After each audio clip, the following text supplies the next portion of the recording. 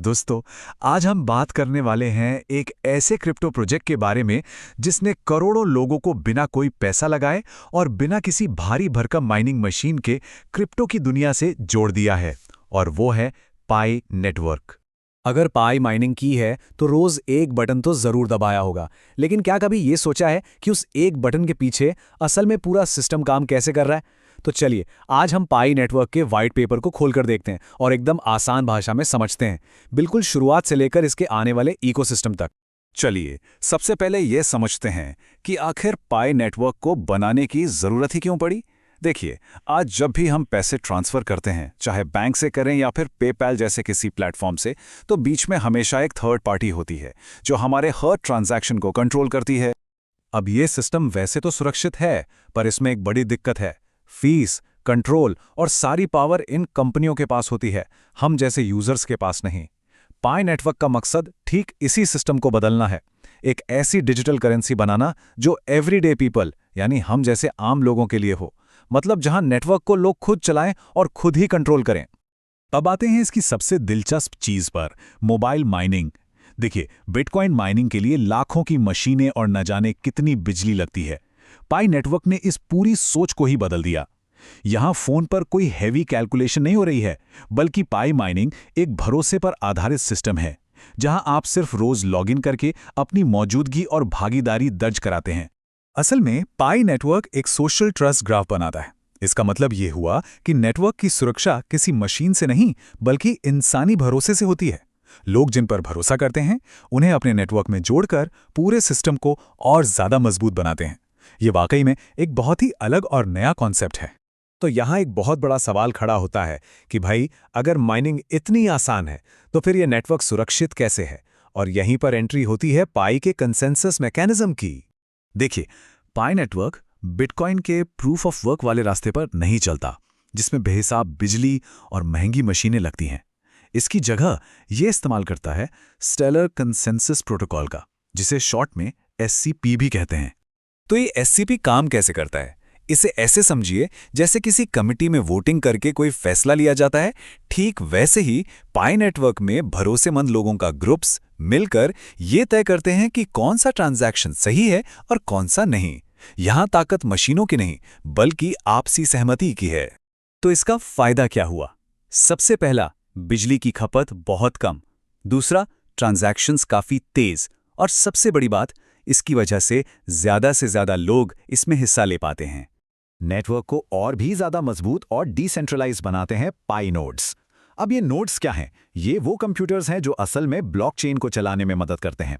और अच्छी बात यह है कि पाई नेटवर्क में कोई भी अपने कंप्यूटर पर एक नोड चला सकता है, जिससे नेटवर्क का कंट्रोल किसी एक के हाथ में नहीं रहता।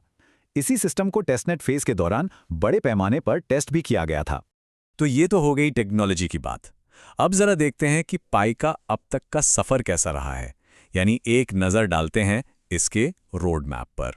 पाई नेटवर्क का डेवलपमेंट मुख्य रूप से 3 फेज में हुआ है। पहला फेज था बीटा, जहां ऐप लॉन्च हुआ और धीरे धीरे यूजर्स का बेस बढ़ने लगा। दूसरा फेज था टेस्टनेट, जहां ब्लॉकचेन की टेस्टिंग हुई और नोड्स लाइव हुए। और तीसरा और अभी चल रहा फेज है मेन नेट। अभी हम मेन नेट के एनक्लोज्ड नेटवर्क पीरियड में हैं। इसका सीधा सा मतलब ये है कि ब्लॉकचेन तो लाइव है, पर अभी ये बाहरी दुनिया से यानी दूसरे नेटवर्क से कनेक्टेड नहीं है। इसीलिए अभी ट्रेडिंग और बाहर ट्रांसफर करने पर कुछ पाबंदियां हैं। लेकिन भविष्य में आएगा ओपन नेटवर्क, जहां पाई पूरी दुनिया से कनेक्ट होगा, एक्सचेंजेस से, दूसरे वॉलेट से और असली दुनिया की इकोनॉमी से। और सच कहूं तो इसी फेज का हम सबको बेसब्री से इंतजार है। अब आते हैं सबसे जरूरी सवाल पर, पाई का असली मकसद क्या है? यकीन मानिए, यह सिर्फ एक और क्रिप्टो कॉइन बनाने से कहीं ज्यादा बड़ा है। पाई सिर्फ एक सिक्का नहीं, बल्कि एक पूरा इकोसिस्टम बनाना चाहता है। एक ऐसी दुनिया जहां लोग पाई का इस्तेमाल करके सच में सामान और सर्विसेज खरीद सकें। इनका विजन एक global peer to peer economy बनाने का है, जहां लोग बिना किसी बिचौलिए के सीधे एक दूसरे से लेन देन करें। और इस इकोसिस्टम में सिर्फ कॉइन नहीं होगा, इसमें तरह तरह के ऐप्स होंगे, चीज़ें खरीदने बेचने के लिए मार्केट प्लेसेस होंगे, डेवलपर्स के लिए प्लेटफॉर्म होगा और जाहिर है करोड़ों यूजर्स और कंज्यूमर्स होंगे। इसके टोकन मॉडल का मकसद भी यही है। पाई की कुल सप्लाई लिमिटेड है। शुरुआत में टीम का फोकस ज्यादा से ज्यादा यूजर्स जोड़ने पर था, लेकिन अब असली फोकस इकोसिस्टम बनाने पर है, यानी ऐसे ऐप्स और यूटिलिटीज तैयार करने पर जिनका हम असल दुनिया में इस्तेमाल कर सकें। तो इन सब बातों के बाद पाई का भविष्य क्या है? व्हाइट पेपर के मुताबिक इसका जवाब टेक्नोलॉजी में नहीं बल्कि इसकी कम्युनिटी के हाथों में है। सवाल ये उठता है कि क्या पाई एक मजबूत डिजिटल इकोनॉमी बन पाएगा या सिर्फ एक माइनिंग ऐप बनकर रह जाएगा? देखिए, अगर इसका इकोसिस्टम मजबूत बनता है, नए नए ऐप्स आते हैं और लोग सच में पाई को पेमेंट के तौर पर इस्तेमाल करना शुरू कर देते हैं, तब तो ये एक बहुत बड़ी डिजिटल इकोनॉमी बन सकता है। लेकिन अगर इसका अडॉप्शन नहीं हुआ तो इसका भविष्य कुछ भी हो सकता है, और ये बात व्हाइट पेपर में बिल्कुल साफ साफ लिखी है। पाई की कामयाबी पूरी तरह से इसकी कम्युनिटी की ताकत और इकोसिस्टम के एडॉप्शन पर निर्भर करती है। मतलब साफ है, इसकी असली पावर इसके यूजर्स ही हैं। तो कुल मिलाकर पाई नेटवर्क एक ऐसा प्रोजेक्ट है जो क्रिप्टो को हर किसी के लिए आसान बनाना चाहता है, बिना किसी टेक्निकल ज्ञान के, बिना किसी इन्वेस्टमेंट के, सिर्फ आपकी भागीदारी से। लेकिन ये याद रखना बहुत जरूरी है कि ये सफर अभी खत्म नहीं हुआ है। इसकी सबसे बड़ी और सबसे जरूरी परीक्षा तो अभी बाकी है, यानी ओपन नेटवर्क और असल दुनिया में इसका इस्तेमाल। तो अगर कोई पाई नेटवर्क का हिस्सा है तो सिर्फ माइनिंग करना ही काफी नहीं है।